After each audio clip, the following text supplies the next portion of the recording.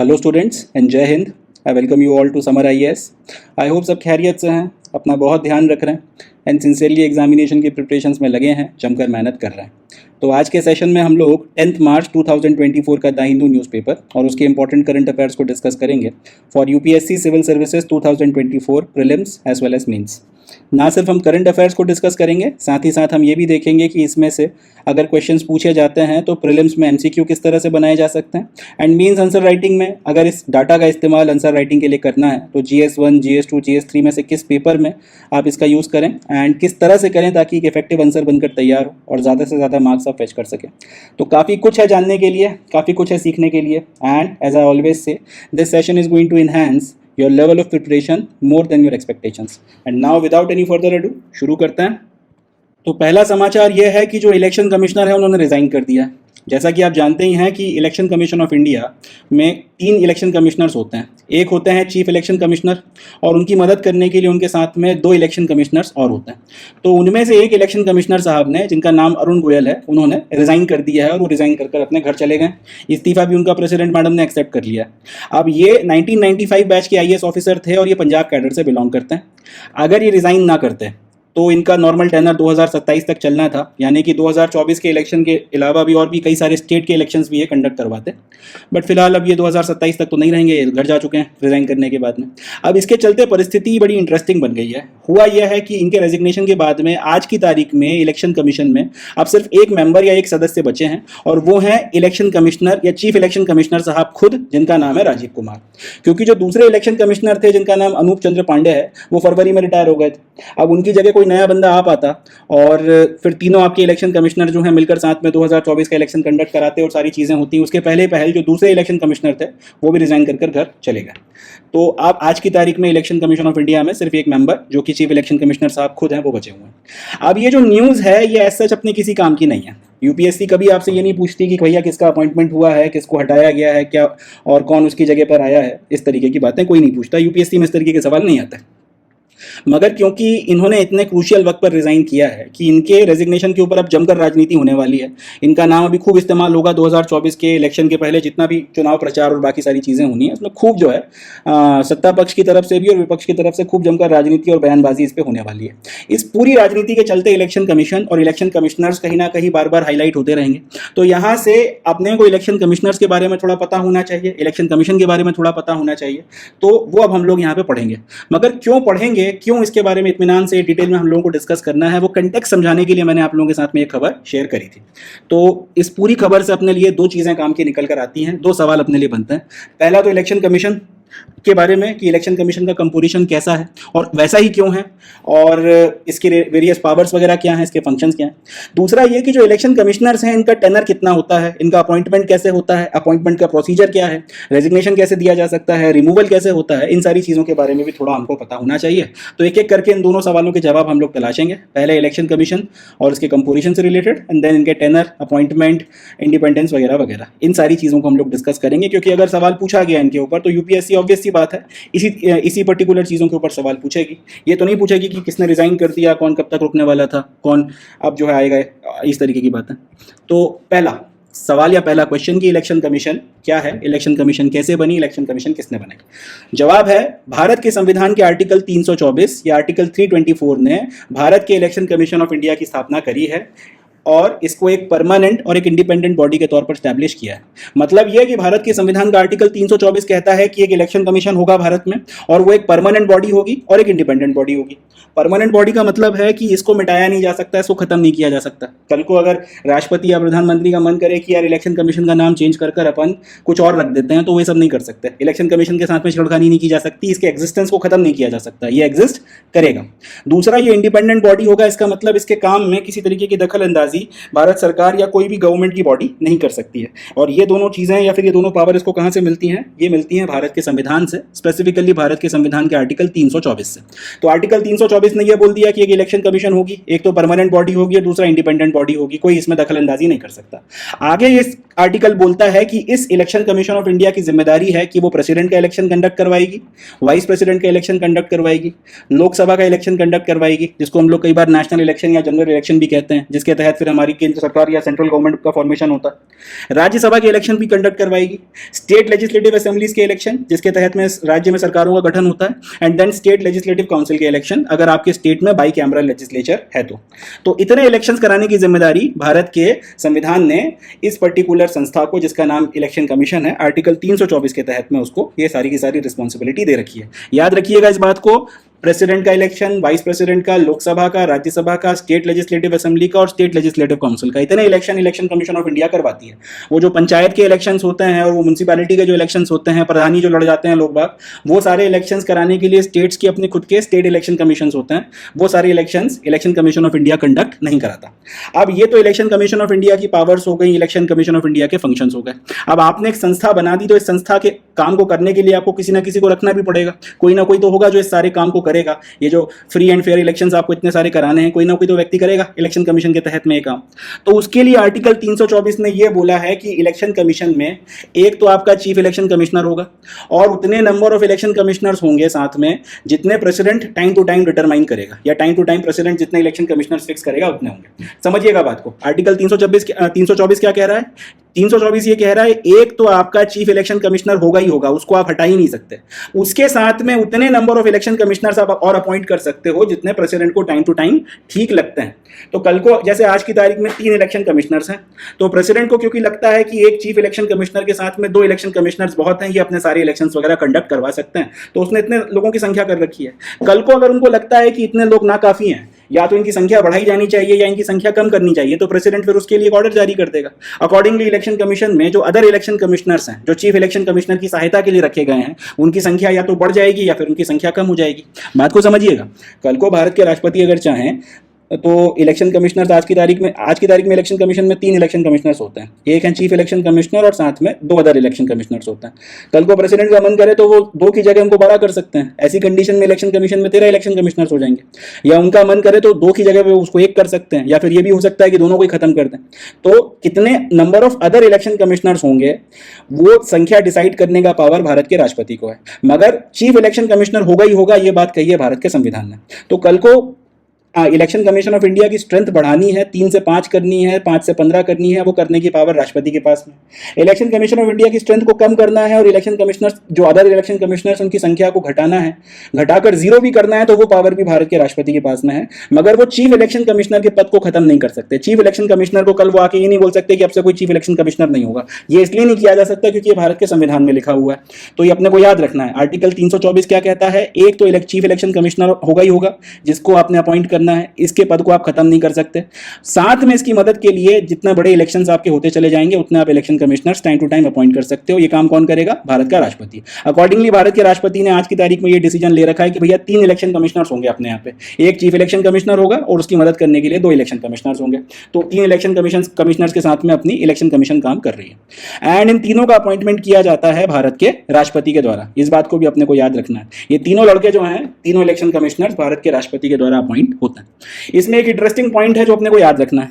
Suppose कर लीजिए कि भारत के इलेक्शन कमीशन में सिर्फ एक आपका चीफ इलेक्शन कमिश्नर ही है, सीईसी बोल देते हैं इसको, सिर्फ एक चीफ इलेक्शन कमिश्नर ही है और प्रेसिडेंट ने यह बोला कि आपको अदर इलेक्शन कमिश्नर्स की जरूरत नहीं है, तब तो कोई दिक्कत की बात नहीं है।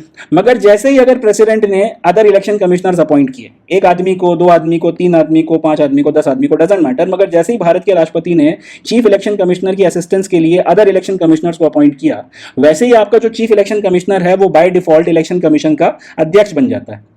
जैसे आज की तारीख में 3 इलेक्शन कमिश्नर्स हैं, एक चीफ इलेक्शन कमिश्नर और साथ में 2 अदर इलेक्शन कमिश्नर्स हैं। तो जैसे ही इन 2 अदर इलेक्शन कमिश्नर्स को अपॉइंट किया गया, वैसे ही बाय डिफॉल्ट आपका जो चीफ इलेक्शन कमिश्नर है वो इलेक्शन कमीशन ऑफ इंडिया का चेयरमैन बन जाता है, अध्यक्ष बन जाता है। ये अपने को याद रखना है और इसके लिए अलग से कोई ऑर्डर जारी नहीं होता, ये बाय डिफॉल्ट हो जाता है, ऑटोमेटिकली हो जाता है। चले, अब इनका अपॉइंटमेंट कैसे किया जाता है?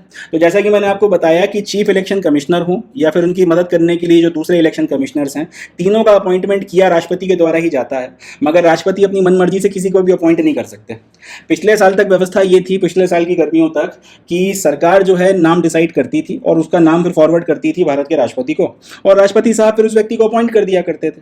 फिर कुछ लोगों को ये प्रोसेस अच्छी नहीं लगी तो वो चले गए सुप्रीम कोर्ट। सुप्रीम कोर्ट ने बोला कि ये जो प्रोसीजर है जिसमें सरकार डिसाइड करती है कि कौन आपका इलेक्शन कमिश्नर बनेगा और कौन नहीं बनेगा, और प्रेसिडेंट फिर उसी को अपॉइंट कर सकते हैं, ये प्रोसेस ठीक नहीं है। तो उन्होंने फिर इसमें कुछ चेंजेस वगैरह करवाए और सरकार से बोला था कि प्रोसेस वगैरह को बदला जाए। तो अकॉर्डिंगली फिर सेंट्रल गवर्नमेंट ने एक कानून पास किया और उस कानून के तहत में आज की तारीख में व्यवस्था यह है कि भारत के राष्ट्रपति चीफ इलेक्शन कमिश्नर अपॉइंट करते हैं, मगर ये सिर्फ उसी व्यक्ति को ये भारत के राष्ट्रपति चीफ इलेक्शन कमिश्नर और इलेक्शन कमिश्नर्स का अपॉइंटमेंट करते हैं, मगर ये उन्हीं व्यक्तियों को चीफ इलेक्शन कमिश्नर या इलेक्शन कमिश्नर्स के तौर पर अपॉइंट कर सकते हैं जिनका नाम इनको एक सिलेक्शन कमेटी के द्वारा रिकमेंड किया जाता है। इंपॉर्टेंट है, याद रखिएगा, जिनका नाम एक सिलेक्शन कमेटी के द्वारा अपॉइंट किया जाता है कि राष्ट्रपति महोदय फलाने फलाने लड़के को आप चीफ इलेक्शन कमिश्नर बना दो, तब राष्ट्रपति महोदय उस फलाने फलाने लड़के को चीफ इलेक्शन कमिश्नर अपॉइंट कर देंगे अगर सिलेक्शन कमेटी रिकमेंड करती है तो।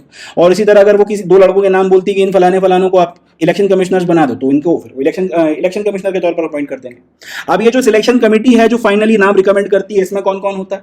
तो इसमें एक तो भारत के प्रधानमंत्री होते हैं, उनके साथ में उनकी कैबिनेट का कोई एक मिनिस्टर होता है, और इसके बाद तीसरा व्यक्ति होता है लोकसभा का लीडर ऑफ अपोजिशन, और अगर लोकसभा में लीडर ऑफ अपोजिशन नहीं है तो फिर लार्जेस्ट अपोजिशन पार्टी का लीडर, जो भी कोई व्यक्ति होगा वो आपका इसमें तीसरा मेंबर होता है। ये तीन लड़के बैठते हैं, भारत का प्रधानमंत्री, कैबिनेट का कोई एक यूनियन कैबिनेट का कोई एक मिनिस्टर, ऑब्वियस सी बात है जिसको प्राइम मिनिस्टर को डिसाइड करते हैं, या तो लोग, और तीसरा है लोकसभा का लीडर ऑफ अपोजिशन, या फिर लार्जेस्ट जो भी आपकी अपोजिशन पार्टी है, अगर लीडर ऑफ अपोजिशन मौजूद नहीं है तो लोकसभा में उस लार्जेस्ट अपोजिशन पार्टी का लीडर। ये तीन लड़के बैठते हैं और ये फिर एक पर्टिकुलर नाम को डिसाइड करते हैं कि भाई ये चीफ इलेक्शन कमिश्नर अपन इसको बनाना चाहिए, तो फिर उसका नाम रिकमेंड होता है प्रेसिडेंट को, प्रेसिडेंट उसको अपॉइंट कर देता है। इसी तरह फिर जो दो आपके इलेक्शन कमिश्नर्स अपॉइंट होने हैं, इनके नाम भी ये लोग डिसाइड करते हैं और उनके नाम फिर रिकमेंड कर दिए जाते हैं प्रेसिडेंट को, प्रेसिडेंट उनको अपॉइंट करता है। अब ये जो तीन लड़के बैठकर नाम डिसाइड करते हैं, तो ये भी हवा में से नाम लेकर नहीं आते। अब इनको भी कुछ ऑप्शंस दिए जाते हैं कि भाई ये कुछ ऑप्शंस हैं आपके पास में, इसमें से किसी को चीफ इलेक्शन कमिश्नर के लिए रिकमेंड कर दो और कुछ को इलेक्शन कमिश्नर के लिए रिकमेंड कर दो। अब ये जो नामों की चॉइसेस दी जाती हैं, इसके लिए एक सर्च कमेटी बनाई जाती है।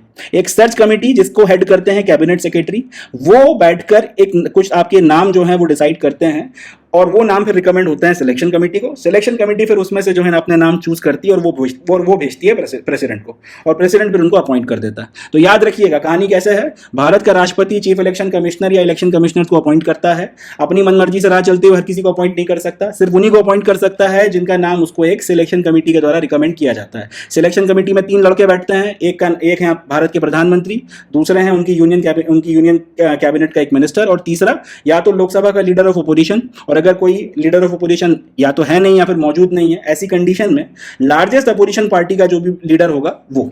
ये तीन लड़के बैठ के फिर नाम डिसाइड करते हैं कि किसका नाम चीफ इलेक्शन कमिश्नर के लिए रिकमेंड करना है और किसका नाम इलेक्शन कमिश्नर्स के लिए रिकमेंड करना है। ये भी हवाबाजी में हर किसी का नाम रिकमेंड नहीं कर सकते, इनको भी कुछ चॉइसेस दी जाती हैं, अक्कड़ बक्कड़ बम्बे वो करने के लिए इनको कुछ चॉइसेस दी जाती हैं। तो वो चॉइसेस देने की जिम्मेदारी एक सर्च कमेटी की है। सर्च कमेटी को हेड करता है कैबिनेट सेक्रेटरी। ये लड़का अपने साथ के कुछ लोगों को लेकर कुछ नाम इकट्ठे करता है और ये नाम इकट्ठे करके फिर वो भेज देता है इन तीन लड़कों की कमेटी को, जिसमें ये लोग डिसाइड करते हैं कि किसका नाम इन नामों के ऑप्शंस में से किसका नाम सीईसी के लिए और किन के नाम ईसीस के लिए प्रेसिडेंट को रिकमेंड करना है। और जिनके नाम फिर प्रेसिडेंट को मिलेंगे तो प्रेसिडेंट फिर उनके नाम के ऊपर साइन कर देता है, उनका अपॉइंटमेंट लेटर जारी कर देता है, भाई लोग इलेक्शन कमीशन में जाके बैठ जाते हैं और उसके बाद में अपने काम वगैरह करते हैं। तो ये जो है अपॉइंटमेंट का प्रोसीजर।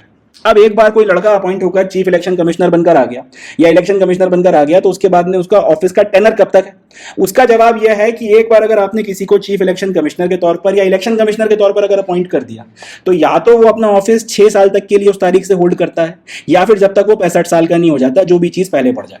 सपोज कर लीजिए कि कोई व्यक्ति है और उसकी उम्र है 55 साल और उसको आपने या तो चीफ इलेक्शन कमिश्नर या इलेक्शन कमिश्नर अपॉइंट कर दिया, तो जिस भी दिन उसको अपॉइंट किया गया है उस दिन से वो, और उसने लेट से रिजाइन नहीं किया बीच में, तो वो मैक्स टू मैक्स कब तक काम कर सकता है? जब तक वो 61 ईयर्स का नहीं हो जाता, क्योंकि 6 साल का टेनर रहेगा। तो एक तो ये कंडीशन हो सकती है कि उसको जिस दिन अपॉइंट किया गया उस दिन से लेकर वो 6 साल तक जो है चीफ इलेक्शन कमिश्नर या इलेक्शन कमिश्नर के तौर पर काम करता है। दूसरा ये हो सकता है, सपोज कर लेते हैं एक लड़का है जिसकी उम्र है 62 साल या 63 साल, उसको आपने या तो चीफ इलेक्शन कमिश्नर या इलेक्शन कमिश्नर के तौर पर अपॉइंट कर दिया। आप कायदे से उसका टेनर होना 6 साल का चाहिए, मगर 62 या 63 साल का है तो 2-3 सालों के अंदर वो 65 साल का हो जाएगा। अब जैसे ही वो 65 साल का हुआ वो ऑटोमेटिकली रिटायर हो जाएगा, इर्रेस्पेक्टिव ऑफ द फैक्ट कि उसके टेनर में भी 3 साल बचे हैं या 4 साल बचे हैं। ध्यान रखिएगा इस बात को। अगर किसी व्यक्ति को आपने इलेक्शन कमिश्नर के तौर पर अपॉइंट किया है तो उसका टेनर कितना होता है, जिस दिन अपॉइंटमेंट हुआ है उस दिन से या तो 6 साल तक या फिर जिस दिन वो 65 साल का हो जाए। अब जो भी चीज़ पहले पड़ जाए, 50-55 साल का लड़का है, बीच में रिजाइन नहीं किया तो आपका 6 साल का पूरा टेनर कर जाएगा। 61-62-63 साल का या 59-58 इस तरीके का कोई लड़का है, 59 या 60 के आसपास का कोई लड़का है और उसको आपने अपॉइंट कर दिया तो जाहिर सी बात है टेनर खत्म होने के 6 साल का टेनर खत्म होने के पहले लड़का 65 का हो जाएगा। तो ये कंडीशन है, इसको याद रखना है, या तो 6 साल तक का टर्म या फिर 65 ईयर्स की एज, जो भी पहले पड़ जाए। हालांकि अब ऐसा भी नहीं है कि उसको अगर आपने बैठा दिया 6 साल, उसको अपॉइंट कर दिया तो 6 साल काटने ही पड़ेंगे या फिर 65 साल तक आपको इंतजार ही करना पड़ेगा। 65 साल का होने तक मजा नहीं आ रहा, मन नहीं लग रहा तो आप रिजाइन कर सकते हो किसी भी वक्त। इनफैक्ट अगर आपकी शक्ल देखना, अगर सरकार को अच्छा नहीं लग रहा तो आपका टर्म खत्म होने के पहले सरकार आपको हटा भी सकती है। ये भी याद रखिएगा कि आप एक तो आपको ये 6 साल तक का पूरा टेनर करना जरूरी नहीं है अगर आप नहीं करना चाहते, या 65 साल की उम्र तक का होना आपका इंतजार करना जरूरी नहीं है। अगर आपका मन नहीं लग रहा, आपको मजा नहीं आ रहा, आप रिजाइन कर जा सकते हो। साथ ही साथ अगर सरकार को आप अच्छे नहीं लग रहे हो, सरकार की इच्छा नहीं है आपको कंटिन्यू करवाने की, तो आपको आपका टर्म खत्म होने के पहले हटाया भी जा सकता है। हालांकि इसका थोड़ा प्रोसीजर है, ऐसा ही नहीं है कि मन मर्जी जब उनकी चलेगी तब आपको हटा देंगे। ये जरूर है कि जब आपका मन करे आप रिजाइन कर जा सकते हो, जब आपकी इच्छा हो तब आप रिजाइन कर जा सकते हो। और अगर आपका रेजिग्नेशन एक्सेप्ट कर लिया तो फिर आप फ्री हो, आज़ाद हो, डीडीएलजे की सिमरन की तरह अपने राज का हाथ पकड़ने के लिए, और आप जा सकते हो। मगर अगर रेजिग्नेशन एक्सेप्ट नहीं किया तब रुकना पड़ेगा। हाँ, रिमूवल की बात आई तो रिमूवल अपनी मनमर्जी से अभी नहीं हो सकता कि आपको बुलाया और बोला कि रेजिग्नेशन लेटर पकड़ो और गेट आउट, ऐसा नहीं हो सकता। सिक्योरिटी ऑफ टेनर यहाँ पर दिया गया क्योंकि वजह यह है कि इलेक्शन कमीशन की जिम्मेदारी है फ्री एंड फेयर इलेक्शन कराने की। अब इलेक्शन कमिश्नर बेचारे या फिर आपका चीफ इलेक्शन कमिश्नर या अदर इलेक्शन कमिश्नर्स के सर पर अगर यही तलवार लटकी रहेगी कि आज निकाल देंगे कल निकाल देंगे, तब तो बेचारा काम ही नहीं कर पाएगा। इसलिए वो निर्भीक होकर काम करे, इस बात को ध्यान में रखते हुए चीफ इलेक्शन कमिश्नर को सिक्योरिटी ऑफ टेनर दिया गया है।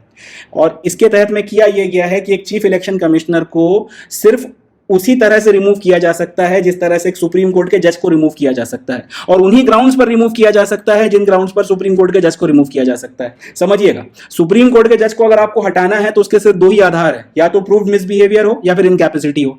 2 ही कारण हैं जिसके बेसिस पे सुप्रीम कोर्ट के जज को हटाया जा सकता है। और हटाने का भी पूरा एक प्रोसीजर है, आपको इंपीचमेंट लाना पड़ेगा और एक लंबा चौड़ा प्रोसीजर होता है इंपीचमेंट का, जिसके तहत में फिर सुप्रीम कोर्ट के जज को हटाया जाता है। अब अगर आपका मन नहीं लग रहा चीफ इलेक्शन कमिश्नर के साथ में और आप चाहते हो कि लड़के को हटाया जाए, तो उसके लिए फिर वही चीज करना पड़ेगी जो सुप्रीम कोर्ट के जज को हटाने के लिए करना पड़ती है, या तो प्रूव्ड मिसबिहेवियर या फिर इनकैपेसिटी के नाम पर आपको इंपीचमेंट लाना पड़ेगा, और वो इंपीचमेंट की फिर लंबी चौड़ी प्रोसेस है, वो पूरी होगी तो ही जो है फिर उसको हटाया जा सकता है या फिर उसको नहीं हटाया जा सकता। ये इंपॉर्टेंट पॉइंट है, इसको याद रखिएगा।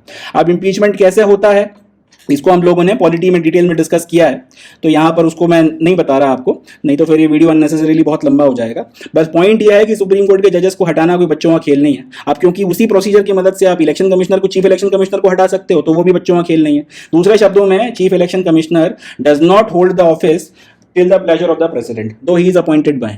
मतलब ये कि भारत के राष्ट्रपति ने एक लड़के को बुलाया, बोला जा मजे कर, आज से तू इलेक्शन कमिश्नर ऑफ इंडिया है, chief election commissioner of India है, तो उसके अगले दिन बुला के फिर वो ये नहीं बोल सकता कि भाई माफ कर दे, कल वही ज्यादा हो गई थी तो मैं तो मजाक कर रहा था, अप्रैल फूल, ऐसा नहीं हो सकता। अगर एक बार रेजिग्नेशन हो गया आपका तो फिर उसके बाद में आपको हटाया नहीं जा सकता जब तक पूरा इंपीचमेंट का प्रोसीजर नहीं चल जाए। चीफ इलेक्शन कमिश्नर के लिए बोल रहा हूँ, इलेक्शन कमिश्नर्स के लिए नहीं बोल रहा।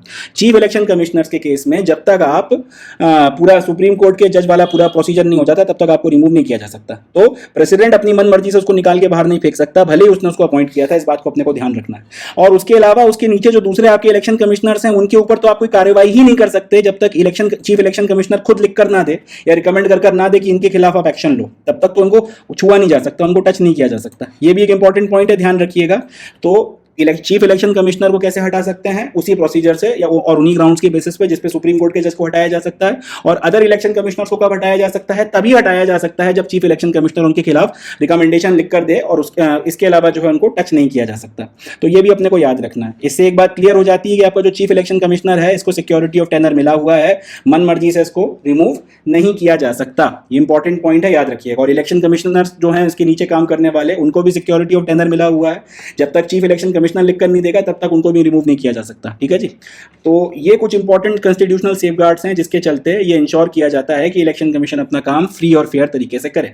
अब ये जो पूरी प्रोसीजर अपन ने पढ़ी है, ये जो खबर हमने देखी, पहले तो इलेक्शन कमिश्नर रिजाइन करके भाग गए और ये सारी चीजें, और उसके बाद में फिर ये जो पूरी न्यूज हमने पढ़ी है, इसमें से कुछ अपने काम की चीजें बनती हैं। एक बार देख लेते हैं उसमें से कौन कौन से क्वेश्चंस बनते हैं, फिर हम लोग नेक्स्ट न्यूज को डिस्कस करेंगे। सबसे पहला तो ये कि भारत के संविधान ने इलेक्शन कमीशन कौन से आर्टिकल के तहत में बनाई है। जवाब है भारत के संविधान ने इलेक्शन कमीशन आर्टिकल 324 के तहत में बनाई है। दूसरा, इलेक्शन कमीशन कैसी बॉडी है, तो याद रखना है परमानेंट है और इंडिपेंडेंट है।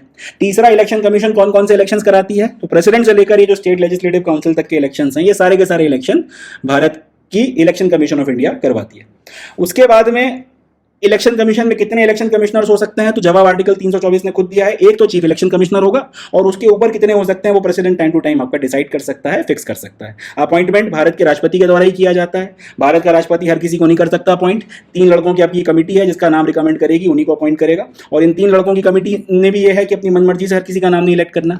इनको एक सर्च कमेटी नाम रिकमेंड करेगी, कैबिनेट सेक्रेटरी जिसका अध्यक्ष होता है, और उन नामों में से फिर जो है ये कुछ नामों को डिसाइड कर अल्टीमेटली भेजता है। कमेटी में कौन कौन है, prime minister, union cabinet minister और लीडर ऑफ अपोजिशन या फिर leader of the largest opposition party in the Lok Sabha. And search committee का अध्यक्ष कौन होता है, कैबिनेट सेक्रेटरी, या यूं बोलूं कि आईएएस का सबसे बड़ा बाबू, है ना। दैट्स ऑल, इसमें से और ज्यादा कुछ नहीं आता। एंड एक क्वेश्चन ये टेनर के ऊपर बन सकता है कि चीफ इलेक्शन कमिश्नर का टेनर कितना होता है, तो याद रखिएगा 6 साल का टेनर या फिर जब तक ये 65 साल का नहीं हो जाता। रिमूवल का प्रोसीजर क्या है, तो चीफ इलेक्शन कमिश्नर, सिर्फ चीफ इलेक्शन कमिश्नर, याद रखिएगा तीनों ने, चीफ इलेक्शन कमिश्नर का रिमूवल एग्जैक्टली उन्हीं ग्राउंड्स के बेसिस पर और उसी प्रोसीजर को फॉलो करके जिससे भारत के सुप्रीम कोर्ट के जजेस को हटाया जा सकता है। और उसके बाद के जो नीचे उसके जो 2 अदर इलेक्शन कमिश्नर्स हैं उनके खिलाफ आप एक्शन तभी ले सकते हो जब चीफ इलेक्शन कमिश्नर रिकमेंड कर दे।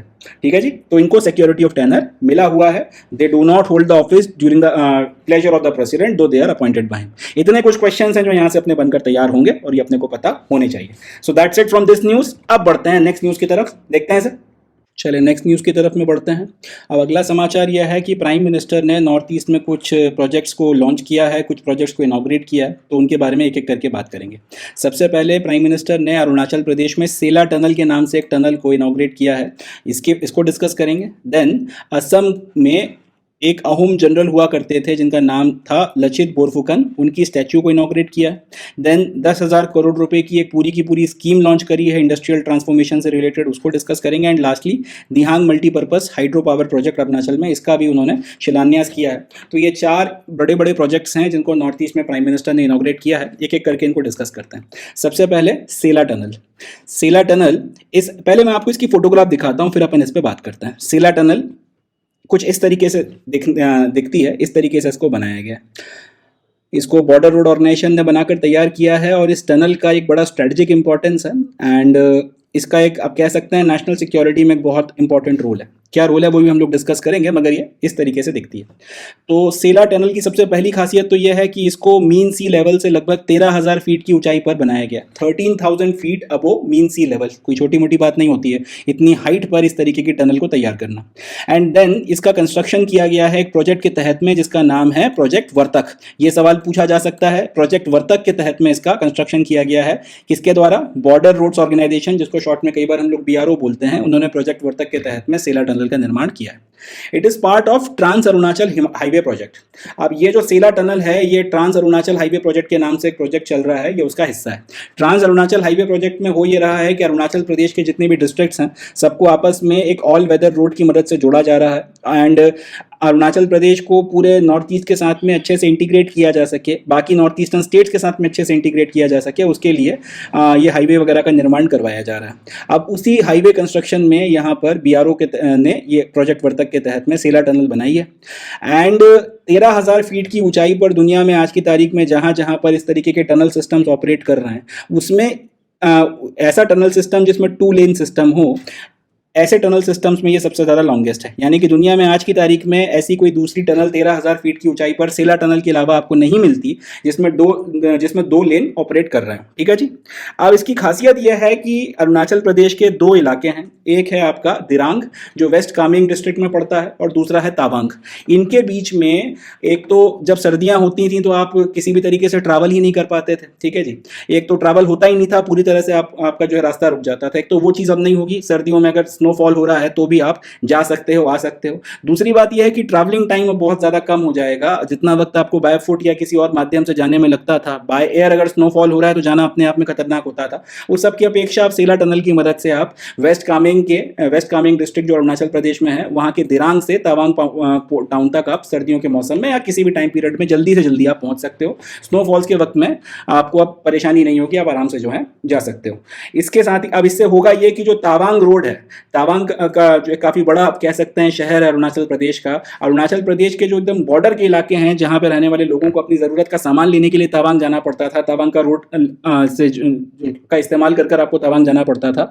अब साल भर आप उस रोड को एक्सेस कर सकते हो, साल भर के लिए वो रोड आपके पास में खुल गया है और आप लगातार उस पर आ जा सकते हो। अब ऐसा नहीं है कि सर्दियों के मौसम में आप कुछ नहीं कर सकते और आपका आना जाना जो है बिल्कुल हो नहीं पाएगा, तो सर्दियों के मौसम शुरू होने के पहले आप अपनी सारी की सारी जो भी सप्लाईज हैं वो लेकर बैठो, इसकी अब ज़रूरत नहीं है। 12 महीने आप through out the year Tawang का रोड और तावांग जो है इस रोड की मदद से आप इसको एक्सेस कर सकते हो, इस टनल की मदद से आप उस पर आना जाना कर सकते हो।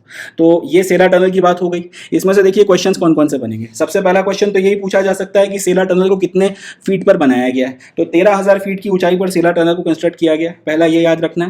दूसरा ये कि किसने बनाया है, बॉर्डर रोड ऑर्गेनाइजेशन ने बनाया है। किस प्रोजेक्ट के तहत में बनाया गया है, प्रोजेक्ट वर्तक के तहत में। तीसरा ये ट्रांस अरुणाचल हाईवे प्रोजेक्ट का हिस्सा है। एंड आज की तारीख में दुनिया में 13,000 फीट की ऊंचाई पर 13,000 फीट की ऊंचाई पर ऑपरेट करने वाले टनल सिस्टम्स में 2 लेन वाला ये लॉन्गेस्ट टनल सिस्टम है इस दुनिया का। ठीक है, ये अपने को याद रखना है। और इसका इंपॉर्टेंस अगर हम लोग नेशनल सिक्योरिटी के पॉइंट ऑफ व्यू से अगर देना चाहें तो वो ये है कि अब अगर हमको बॉर्डर डिस्क पर एकदम पहुंचना है अरुणाचल प्रदेश पर, या फिर अरुणाचल प्रदेश की बॉर्डर से जो हमारी चाइना के साथ में या तिब्बत की सीमा जो लगी हुई है, वहां से अगर हमको जल्दी कोई संदेश वगैरह अगर वापस पीछे की तरफ में भेजना है, किसी की तबीयत ठीक नहीं है उसको अगर वापस भेजना है, तो दोनों कामों के लिए अब हम लोग सेला टनल का इस्तेमाल कर सकते हैं और इसकी मदद से आने जाने में जो टाइम लगता है वो काफ़ी ज़्यादा कम हो जाएगा। कल को अगर चाइना के साथ में कोई लफड़ा हो गया तो सेला टनल की मदद से हम अपने जवानों को बहुत जल्दी जो है बॉर्डर पर मोबिलाइज कर सकते हैं और 1962 जैसी कोई चीज़ ना हो पाए, इस बात को हम लोग इंश्योर कर पाएंगे। तो इसलिए सेला टनल जो है अपने आप में बहुत ज़्यादा इंपॉर्टेंट हो जाती है, बहुत ज़्यादा रेलेवेंट हो जाती है। That's all about Sela tunnel. इसके बाद में अगली बात हम करेंगे अहोम जनरल लचित बोरफुकन की स्टैच्यू के बारे में, जिसका इनॉग्रेशन प्राइम मिनिस्टर ने असम में किया। इस स्टैच्यू को नाम दिया गया है स्टैच्यू ऑफ वैलर। बहुत इंपॉर्टेंट है, इसके ऊपर मुझे एक गट फीलिंग है, सवाल आएगा तो अपने को याद रखना है। स्टैच्यू ऑफ वैलर किसकी स्टैच्यू को नाम दिया गया है, तो ये नाम दिया गया है अहोम जनरल लचित बोरफुकन की स्टैच्यू को। ये ब्रॉन्ज की बनी हुई है और ये 125 फीट हाई है, 125 फुट ऊंची ये प्रतिमा अहोम जनरल साहब की, जिसको नाम दिया गया है स्टैच्यू ऑफ वैलर। इसको प्राइम मिनिस्टर के द्वारा इनॉग्रेट किया गया। ये जो प्रतिमा है असम का जोरहाट जिला है जहां पर इन जनरल्स को, ये जो जनरल साहब थे इनको दफनाया गया था, उनकी ब्यूरियल साइट पर ही जो है इसका इनॉग्रेशन किया गया। 2022 में इसके इनॉग्रेशन के स्टोन को उस वक्त के जो प्रेसिडेंट थे कोविंद साहब, उन्होंने इसको रखा था और फाइनली अभी स्टैच्यू बनकर तैयार हो गई है और अब इसको स्टैच्यू ऑफ वैलर का नाम देकर इनॉग्रेट किया जा रहा है। अब सवाल उठता है कि ये जो अहोम जनरल लचित बोरफुकन है, इनकी 125 फुट ऊंची इस ब्रॉन्ज की स्टैच्यू को स्टैच्यू ऑफ वैलर क्यों बोला जा रहा है? इसकी वजह यह है कि मुगलों ने असम के ऊपर लगभग 17 हमले किए थे। आखिरी जो डिसाइसिव बैटल हुई थी जिसमें मुगल्स और उस वक्त के जो असम के रूलर हुआ करते थे अहोम्स, उनके बीच में एक डिसाइसिव नेवल बैटल हुई थी जिसका नाम है बैटल ऑफ चराईघाट। उसमें इन्होंने जो लीडरशिप शो करी थी उसके चलते मुगल नेवी को लिटरली वाइप आउट करके रख दिया था। मुगल नेवी इस तरीके से खत्म हुई कि उसके बाद में मुगल्स ने असम के ऊपर कभी हमला करने के बारे में सोचा नहीं, प्लस नेवी के पॉइंट ऑफ व्यू से वो इतने कमजोर हो गए थे कि उन्होंने फिर कभी नेवल एक्सपीडिशन नॉर्थ ईस्ट में करने का ख्याल भी अपने दिमाग में नहीं लाया। इसके अलावा भी उन्होंने अपनी नेवी पे काम नहीं किया, दैट्स अ डिफरेंट थिंग। मगर एक डिसाइसिव जो आप कह सकते हैं हार उनको मिली थी, उसके चलते मुगल्स का एक्सपेंशन नॉर्थ ईस्ट में फिर नहीं हो पाया और उसके लिए बैटल ऑफ चराईघाट में अहोम जनरल लचित बोरफुकन ने जो एक्सेम्पलरी वैलर दिखाया था वो एक बहुत बड़ा एक रिस्पॉन्सिबल रीजन है और उसी के चलते इस पर्टिकुलर स्टैच्यू को स्टैच्यू ऑफ वैलर का नाम दिया गया। पहले स्टैच्यू देख लीजिए, इस तरीके से दिख रही है, 125 फीट की है, ब्रॉन्ज की प्रतिमा है। अब जैसा कि मैंने कहा कि ये इनको जो है लचित बोरफुकन साहब को जाना जाता है 1661 में 1671 में एक बैटल, जो डिसाइसिव बैटल लड़ी गई थी, नेवल बैटल हुई थी मुगल फोर्सेस के बीच में और अहोम किंगडम के बीच में, जिसको बैटल ऑफ चराईघाट के नाम से जाना जाता है। उसमें अपनी एक्सेम्पलरी लीडरशिप के चलते इनको जो है याद किया जाता है।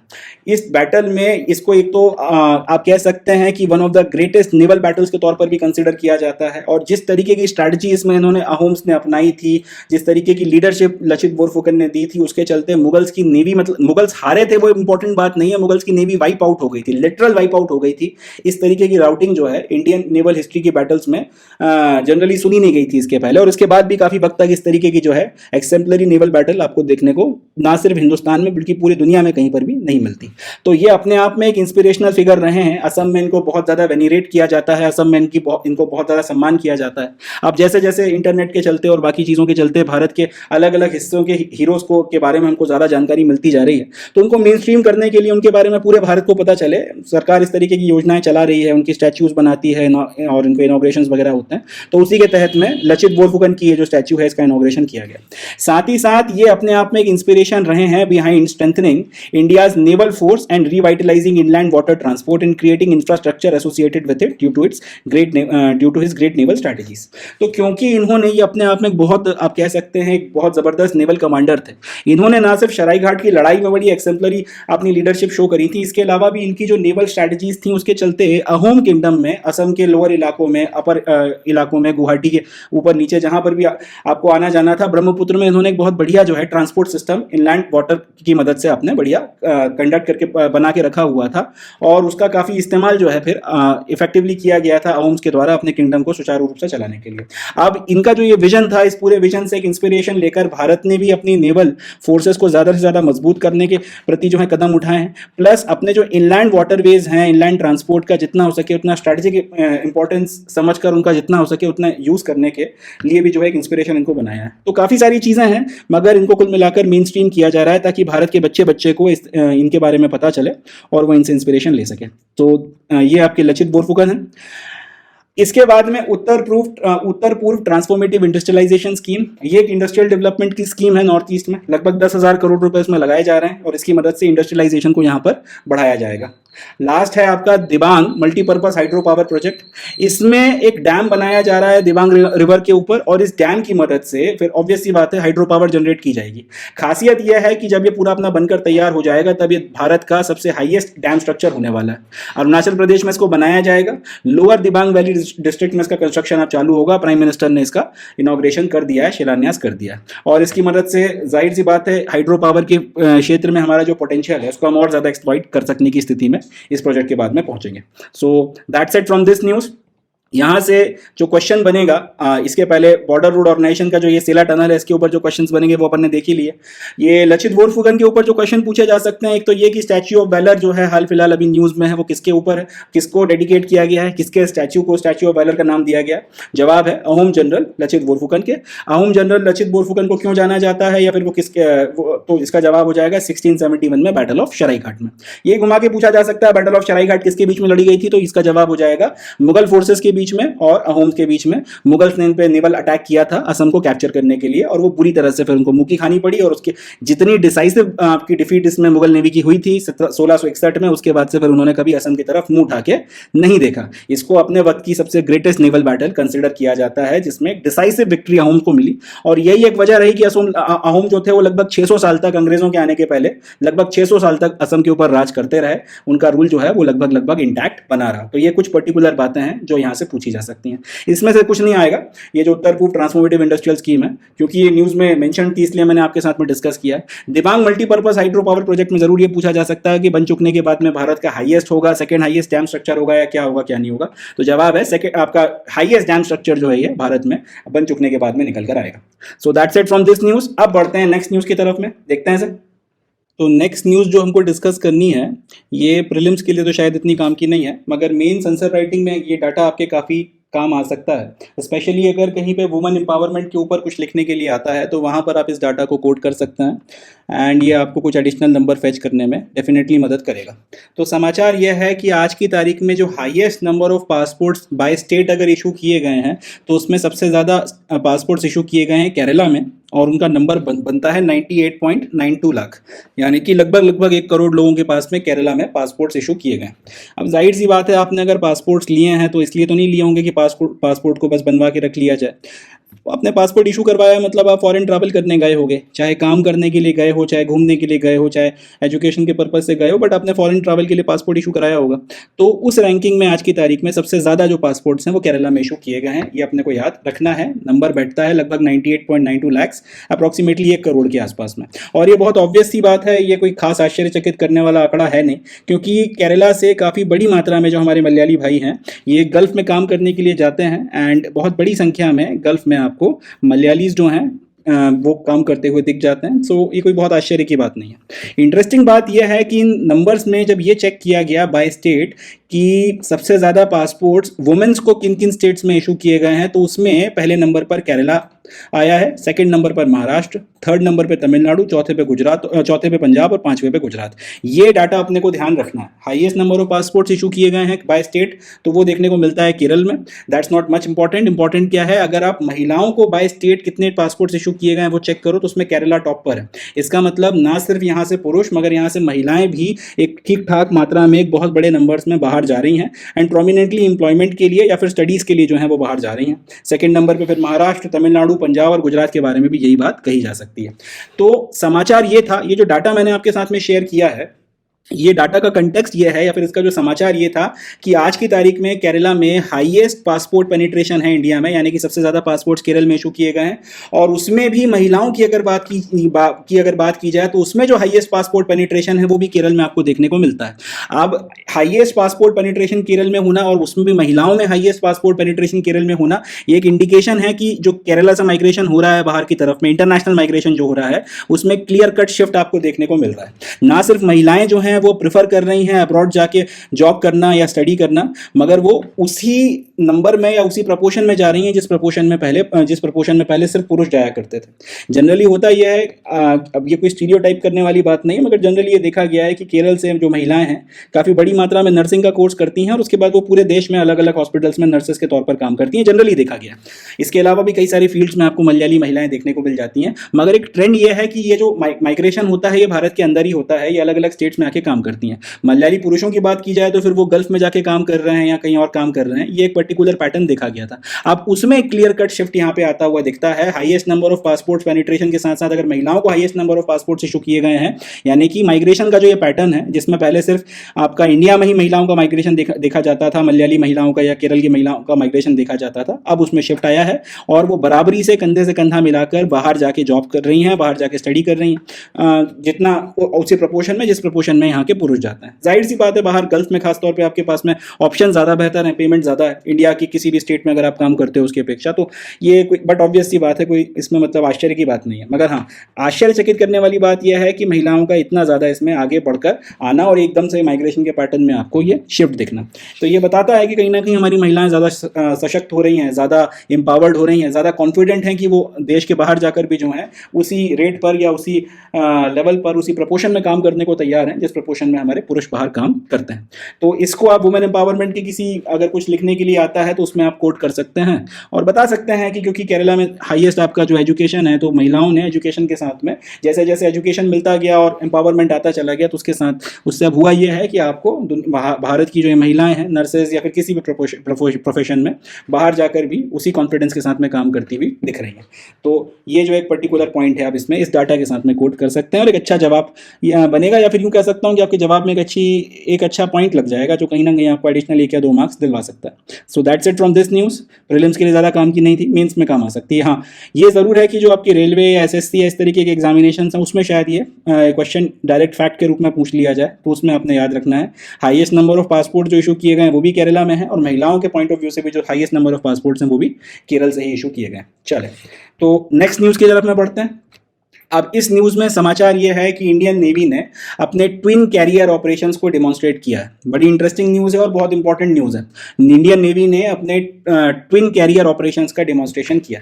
तो समाचार ये है कि एक नेवल कमांडर कॉन्फ्रेंस हुई थी, उसका पहला एडिशन 2024 में अभी खत्म हुआ है। ठीक है जी, जो अलग अलग आपकी नेवी की कमांड है उनके जो कमांडर्स हैं उनकी एक कॉन्फ्रेंस की शुरुआत 2024 से हुई थी। तो उसका जो पहला एडिशन था नेवल कमांडर कॉन्फ्रेंस का 2024 में, उसे कंक्लूड किया गया है, वो अभी समाप्त हुआ है। ये जो कॉन्फ्रेंस हुई थी ये आपका जो एयरक्राफ्ट कैरियर आईएनएस विक्रमादित्य है उसके ऊपर ये पूरी की पूरी कॉन्फ्रेंस आयोजित करवाई गई। जब ये कॉन्फ्रेंस एक बार आयोजित हो गई नेवल कमांडर्स की, उसके बाद में इस कॉन्फ्रेंस के बाद में इंडियन नेवी ने आईएनएस विक्रमादित्य और हमारा जो दूसरा एयरक्राफ्ट कैरियर है आईएनएस विक्रांत, दोनों की मदद से अपना ट्विन कैरियर ऑपरेशन जो है शो किया। ट्विन कैरियर ऑपरेशन में हुआ ये कि दोनों जो अपने एयरक्राफ्ट कैरियर हैं Indian naval INS Vikramaditya and INS Vikrant, दोनों के ऊपर से मिग 29 फाइटर जेट्स ने उड़ान भरी एक ही वक्त पे साइमल्टेनियसली। दोनों के ऊपर से INS Vikramaditya and INS Vikrant के ऊपर से दोनों आपके फाइटर जेट्स ने मिग 29 फाइटर जेट्स ने उड़ान भरी और भरने के बाद में फिर जो भी इनको अपने मैनूवर्स दिखाने थे एयर में वो करने के बाद में दोनों ने आपका क्रॉस डेक लैंडिंग करी है। यानी कि आईएनएस विक्रमादित्य से अगर कुछ जेट्स थे तो उन्होंने आईएनएस विक्रांत के ऊपर लैंडिंग करी है, आईएनएस विक्रांत के ऊपर अगर कुछ जेट्स थे तो उन्होंने आईएनएस विक्रमादित्य के ऊपर लैंडिंग करी है। इस तरीके से ये जो क्रॉस डेक लैंडिंग है ये करके बताई गई है। अब इससे ये समझ में आता है कि अगर कहीं पर हमको एक बहुत बड़ा या बहुत तगड़ा नेवल ऑपरेशन कहीं पर करना है तो हम अपने दोनों एयरक्राफ्ट कैरियर्स को भेज सकते हैं और दोनों की आपस में इस तरीके से इंटीग्रेशन हो चुकी है कि एक के फाइटर जेट्स दूसरे के ऊपर उतर सकते हैं और उस पर फिर अपने आप को जो भी अपनी आपको वेपन्स या बाकी चीज़ों का री-इक्विपमेंट चाहिए वो लेने के बाद में उसके ऊपर से फिर अपनी सॉर्टी लॉन्च करके जहां पर भी आपने ऑपरेशन करना है उसके लिए जा सकते हैं। ये ट्विन कैरियर ऑपरेशन ये बात भी अपनी बताता है, ये भी एक बात साबित करता है कि जो हमारा पहला इंडिजिनसली मेड एयरक्राफ्ट कैरियर है आईएनएस विक्रांत, ये अब पूरी तरीके से इंडियन नेवी के ऑपरेशनल साइकिल्स में इंटीग्रेट हो चुका है और अब किसी भी तरीके की अगर ऑपरेशन आपने परफॉर्म करने हैं तो उसमें बढ़ चढ़कर हिस्सा लेने के लिए तैयार है। अब किसी भी तरीके की टेक्नोलॉजिकल इशूज नहीं है, पूरा जो है इंटीग्रेशन अच्छे से हो चुका है, सिंक्रोनाइजेशन बहुत बढ़िया तरह से हो चुका है। अब किसी तरीके की कोई प्रॉब्लम अब आपको देखने को नहीं मिलेगी। ये जो ट्विन ऑपरेशंस थे जब इनको करवाया जा रहा था तो सिर्फ आपके अलग अलग नेवल कमांड्स के कमांडर्स ही वहां पे मौजूद नहीं थे, साथ ही साथ आपके डिफेंस मिनिस्टर राजनाथ सिंह भी वहां पे मौजूद थे और साथ ही साथ जो chief of defence staff Anil Chauhan है, जनरल अनिल चौहान साहब हैं, वो भी वहां पर मौजूद थे। इन सब की मौजूदगी में ये ट्विन कैरियर ऑपरेशन करवाया गया। सो अब यहां से जो समाचार बनेगा, ये जो समाचार पूरा है इसमें सब जो क्वेश्चन पूछा जाएगा वो ये है कि ये ट्विन कैरियर ऑपरेशन क्या होता है। तो हमको याद रखना है ये ट्विन कैरियर ऑपरेशन किससे रिलेटेड है, नेवी से रिलेटेड है। ट्विन कैरियर ऑपरेशन में किसने पार्टिसिपेट किया था, तो आपके दोनों एयरक्राफ्ट कैरियर्स जो हैं उन्होंने पार्टिसिपेट किया था। एंड ट्विन कैरियर ऑपरेशन क्या बताता है, ये बताता है कि भाई आपके दोनों जो आपके एयरक्राफ्ट कैरियर्स हैं उनके फाइटर जेट्स में आपस में इंटर ऑपरेटिबिलिटी है या नहीं है। इंटर ऑपरेटिबिलिटी चेक करने का तरीका क्या है, उसके लिए ये ट्विन कैरियर ऑपरेशन करवाया गया जिसमें दोनों आपके एयरक्राफ्ट कैरियर से एक ही वक्त पे फाइटर जेट्स ने उड़ान भरी और इर्रेस्पेक्टिव ऑफ द फैक्ट कि किससे कौन से फाइटर जेट ने उड़ान भरी थी, दोनों के जेट्स में से कुछ जेट्स ने यानी कि विक्रमादित्य के जो फाइटर जेट्स थे उनमें से कुछ ने आईएनएस विक्रांत के ऊपर लैंडिंग करी और आईएनएस विक्रांत के फाइटर जेट्स में से कुछ ने आईएनएस विक्रमादित्य के ऊपर लैंडिंग करके बताइए। एक क्वेश्चन ट्विन कैरियर ऑपरेशंस के ऊपर पूछा जा सकता है। चलें, सो ये वाली न्यूज़ भी हो गई। अब बढ़ते हैं नेक्स्ट न्यूज़ की तरफ, इसे देखते हैं। नेक्स्ट न्यूज़ भी डिफेंस सेक्टर से ही रिलेटेड है। इसमें अब हमको एक मिलिट्री एक्सरसाइज के बारे में बात करनी है और इस एक्सरसाइज का नाम है भारत शक्ति। तो 12 मार्च की तारीख को राजस्थान की जो पोखरण फायरिंग रेंज है यहाँ पर हमारी जो तीनों सर्विसेज हैं डिफेंस में, आर्मी, नेवी, एयरफोर्स, तीनों यूनिफॉर्म फोर्सेस साथ में मिलकर एक एक्सरसाइज परफॉर्म करेंगी और इस एक्सरसाइज का नाम होने वाला है एक्सरसाइज भारत शक्ति। अब एक्सरसाइज भारत शक्ति की खासियत यह है कि इसमें भारत में जो इंडिजिनसली बनी हुई टेक्नोलॉजीज़ हैं, चाहे आर्मी हो, चाहे नेवी हो, चाहे एयरफोर्स हो, ये लोग भारत में बनी हुई इंडिजिनस जो डिफेंस टेक्नोलॉजीज़ का इस्तेमाल या डिफेंस इक्विपमेंट्स का इस्तेमाल कर रहे हैं उनको यहाँ पर डिमॉन्स्ट्रेट किया जाएगा, उनको यहाँ पर दिखाया जाएगा। साथ ही साथ ये भी बताया जाएगा कि या फिर इस चीज़ का भी डिमॉन्स्ट्रेशन किया जाएगा कि आर्मी, नेवी, एयरफोर्स अगर मिलकर कहीं पर ऑपरेशन करती हैं या फिर आर्मी, नेवी या फिर एयरफोर्स और आर्मी मिलकर या फिर एयरफोर्स और नेवी मिलकर अगर आपस में ऑपरेशंस करती हैं तो फिर वो ऑपरेशंस किस तरीके से होते हैं, थोड़ा बहुत उसको भी जो है यहाँ पे डिमॉन्स्ट्रेट किया जाएगा। खास बात यह है कि प्राइम मिनिस्टर साहब खुद जो है इस इवेंट को अटेंड करने आ रहे हैं और क्योंकि प्राइम मिनिस्टर मोदी ने अपने इलेक्शन के बाद से ही 2014 के बाद से ही बहुत स्ट्रेस दिया है मेक इन इंडिया के ऊपर और डिफेंस में भी आत्मनिर्भरता के ऊपर बहुत ज़्यादा स्ट्रेस दिया है। नेट इंपोर्टर से हम लोग नेट एक्सपोर्टर बने हैं डिफेंस इक्विपमेंट्स के, या फिर ज़्यादा से ज़्यादा चीज़ें अपनी ज़रूरत की अपने देश में ही बनाएं। इन सब चीज़ों के ऊपर जो एम्फेसिस दिया गया जिसके चलते लोकल डिफेंस इक्विपमेंट्स की जो लोकल आपका जो डिफेंस के सामान है उसकी मैन्युफैक्चरिंग एक बहुत बड़े लेवल पर बढ़ी है, तो उसके चलते इनका यहाँ पर होना भी अपने आप में ये जो इवेंट है इसको कहीं ना कहीं बहुत ज़्यादा सिग्निफिकेंट बनाता है। तो ये कुछ बातें हैं जो अपने को याद रखनी है। अगर पूछा गया तो यहाँ से क्वेश्चन तो एक ही बनेगा कि जो एक्सरसाइज भारत शक्ति है इसमें क्या बताया गया था, तो इसमें डिमॉन्स्ट्रेशन किया गया था हमारी भारत की जो इंडिजिनसली मैन्युफैक्चर डिफेंस इक्विपमेंट्स और जो डिफेंस की टेक्नोलॉजीज हैं उसका। दूसरा क्वेश्चन ये पूछा जाएगा कि ये जो आपका एक्सरसाइज भारत शक्ति की गई थी ये कौन से विंग ने करी थी, आर्मी ने करी थी, नेवी ने करी थी, एयरफोर्स ने करी थी, कोस्ट गार्ड ने करी थी। तो जवाब हो जाएगा कि तीनों जो आपकी आर्मी, नेवी, एयरफोर्स, तीनों यूनिफॉर्म फोर्सेज ने मिलकर ज्वाइंटली जो है इस ऑपरेशन को परफॉर्म, ये जो आपकी एक्सरसाइज है इसको परफॉर्म किया था। इसमें तो इससे ज़्यादा कुछ नहीं आएगा। एंड एक इंपॉर्टेंट बात की, अगर डिफेंस से रिलेटेड जो एग्जामिनेशन हैं उसके अगर कोई बच्चे इस वीडियो को देख रहे हैं, एनडीए, सीडीएस, सीएपीएफ, तो उनके लिए ये न्यूज़ बहुत काम की है। एक्सरसाइज भारत शक्ति के ऊपर वहाँ पे डिफेंस के एग्जामिनेशन में क्वेश्चन पूछे जाते हैं, जा सकते हैं, तो उनको ये खबर अपने ज़्यादा अच्छे से जो है ध्यान में रखनी है। चलें, तो नेक्स्ट हमारा समाचार है, ये भी मेंस के पॉइंट ऑफ व्यू से बहुत ज़्यादा काम का है, बहुत रेलेवेंट है। तो न्यूज़ ये है कि भारत ने 2023 का जो पूरा साल हमारा गया है उसमें अपनी ओपन एक्सेस सोलर कैपेसिटी में रिकॉर्ड 3.2 गीगावाट का इजाफा किया है। अपनी जो ओपन एक्सेस सोलर कैपेसिटी है उसको 3.2 गीगावाट तक बढ़ाया है 2023 में, और ये अपने आप में एक रिकॉर्ड ग्रोथ है। अगर आप परसेंटेज के पॉइंट ऑफ व्यू से देखें तो 2022 की अपेक्षा ये लगभग 6.66% का इंक्रीमेंट या राइज है। एंड ये अपने आप में भारत जैसे देश की अगर बात की जाए जिसकी इतनी पॉपुलेशन है, तो उसके पॉइंट ऑफ व्यू से बड़ा फिनोमिनल इंक्रीज या फिर फिनोमिनल राइज हम लोग इसको मान सकते हैं। बाकी बातें डिस्कस करने के पहले पहली चीज तो हम ये पूछना चाहिए, या पहला सवाल हमें ये पूछना चाहिए कि ये ओपन एक्सेस सोलर कैपेसिटी होती क्या है। तो पहले तो इसी को देख लेते हैं, ये ओपन एक्सेस सोलर कैपेसिटी क्या होती है। Solar power through open access is an arrangement in which a power producer establishes a solar power plant to supply green energy to consumer. मतलब ये कि अगर कोई पावर प्रोड्यूसर एक ऐसा सोलर पावर प्लांट बनाता है जहां से बिजली बनाने के बाद में उसको वो ग्रीन एनर्जी के तौर पर अपने कंज्यूमर्स को सप्लाई कर सकता है, तो इसको फिर हम लोग बोलते हैं एक ओपन एक्सेस अरेंजमेंट। यानी कि सोलर पावर का एक ऐसा प्रोडक्शन जिसमें किसी भी तरीके से रिन्यूएबल सोर्सेज का इस्तेमाल नहीं किया जाता। कई बार ये होता है कि आपने सोलर एनर्जी बनाई तो है, उसको एकदम साफ तरीके से बनाया है, मगर सप्लाई करने के लिए फिर आप जो तार बिछाए जा रहे हैं और बाकी सारा अरेंजमेंट वगैरह किया जा रहा है, उसके चलते आपका कार्बन फुटप्रिंट काफ़ी ज़्यादा बढ़ जा रहा है। तो फिर ऐसी कंडीशन में आप उसे ग्रीन एनर्जी नहीं बोल सकते, क्योंकि पर्यावरण को कहीं ना कहीं थोड़ा बहुत नुकसान तो पहुंच ही रहा है ना। तो इस तरीके की चीज़ें अगर नहीं हो रही हैं, आपने एक सोलर पावर प्लांट लगाया है और उस सोलर पावर प्लांट को लगाने के बाद में उसकी मदद से जितनी भी एनर्जी प्रोड्यूस हो रही है उसको सप्लाई करने का जो पूरा मैकेनिज्म या सिस्टम आपने बनाया है उसमें किसी भी तरीके से अगर इन्वायरमेंटल डिग्रेडेशन नहीं हो रहा, तब हम ये बोलेंगे कि ग्रीन एनर्जी सप्लाई की जा रही है। इस तरीके की जो व्यवस्था है इसको बोला जाता है ओपन एक्सेस अरेंजमेंट। तो ये जो ओपन एक्सेस सोलर कैपेसिटी का अपनी जो पूरी क्षमता है इसको 2023 में इसमें जो है 3.2 गीगावाट का इंक्रीमेंट किया गया है भारत के द्वारा। अब ये जो इंक्रीमेंट हुआ है, ये जो अपने आप में एक रिकॉर्ड राइज है, ये जो फेनोमिनल ग्रोथ हुई है, इस फेनोमिनल ग्रोथ के पीछे जो प्राइमरी फैक्टर्स रिस्पॉन्सिबल हैं, सबसे पहला तो सरकार की अपनी खुद की पॉलिसीज़ या सरकार का अपना जो सपोर्ट है और जो पॉलिसीज़ वो चला रहे हैं वो रिस्पॉन्सिबल है। नेशनल सोलर मिशन चल रहा है, उसके तहत में कई सारी योजनाएं चल रही हैं। इसमें जो आपके नॉर्मल हाउस होल्ड्स हैं, जो घर हैं, उनके छतों पर जो है सोलर पैनल लगाए जा रहे हैं। उनको अफोर्डेबल बनाने के लिए सस्ते दामों पर लोन दिया जा रहा है, कम ब्याज पर लोन दिया जा रहा है। किसानों के लिए काफ़ी सारी स्कीम चलाई जा रही हैं, सौर सुजाला के नाम से जो स्कीम चल रही है, और इस तरीके की दूसरी चीज़ें की जा रही हैं। प्लस सोलर पैनल्स की कॉस्ट कम से कम पड़े, सोलर ये जो पूरा आपका जो ये मॉडल लगाया जाता है ये पूरा बिजली प्रोडक्शन के लिए, ये अफोर्डेबल बने, लंबे वक्त तक सस्टेन करे, इसके लिए कोशिश की जा रही है कि इनकी मैन्युफैक्चरिंग भारत में शुरू हो जाए, और इसके लिए कई सारे एफर्ट लगाए जा रहे हैं। तो इन सब चीज़ों के चलते मॉडल कॉस्ट भी जो है कहीं ना कहीं कम हुई है। जो इम्पोर्ट ड्यूटीज़ वगैरह लगाई जाती हैं इसको कम किया गया है ताकि ये सारी चीज़ें की जा सकें। इन सब का नतीजा अब दिखना शुरू हुआ है, और 2023 मेरे हिसाब से सिर्फ शुरुआत है, अभी इसमें और ज़्यादा ग्रोथ आनी है। ये सारी बातें हमें कैसे पता?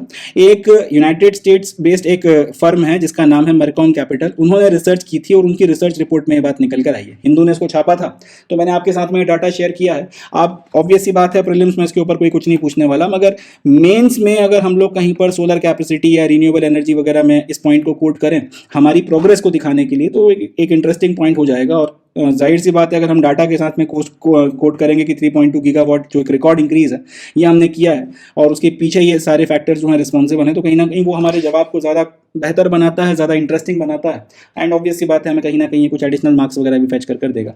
तो ये न्यूज़ भी मेंस के पॉइंट ऑफ व्यू से हमको ध्यान रखनी है, और अगर कहीं पर हम इसको कोट कर सकें तो हमें इसे कोट ज़रूर करना है। So that's it from this news. So with this we come to end of today's session. आज के सेशन में बस इतना ही। अब मैं मिलता हूं आपसे नेक्स्ट सेशन में, जिसमें मैं 11 मार्च 2024 का द हिंदू न्यूज़पेपर और उसके करंट अफेयर्स लेकर आप लोगों के सामने हाजिर होऊंगा। तब तक अपना बहुत ध्यान रखें, खुश रहें, पॉजिटिव रहें एंड मेहनत करते रहें। एंड याद रखें, समर शेष है, the war is yet not over. Thank you and जय हिंद।